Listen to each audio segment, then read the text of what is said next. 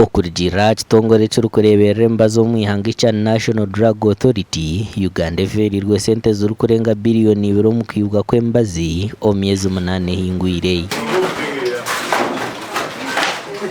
Ebyayire ko muri kikorwa abanyamakuru ha office zabo mu Ruboma aho muri Mbarara City. Omyezi 8 yonginye mehingwire kwasere embazi erukubarwamo billion 2 za Uganda. Eryo mikono y'abantu abakugiye bo mu marwaro ga government tubasaba muberenga mugula eddagala lya nga muligula mu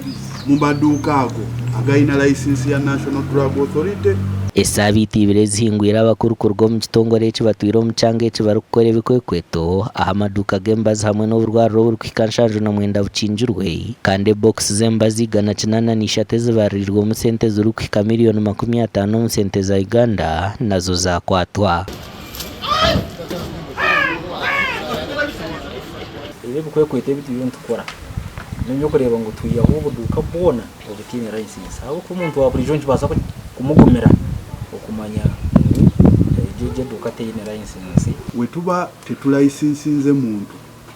nga tetumuwadde license government tesobola kubanga emuyinako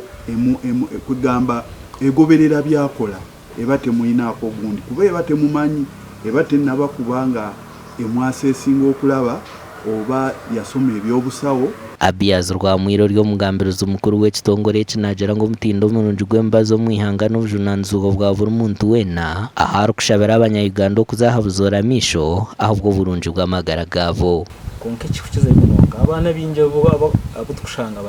batine dupapara byo bushako abakora mu maduka abamwe n'enzarwa zitu zo mu cyaro ntwa mango tabakashumaga byo bushako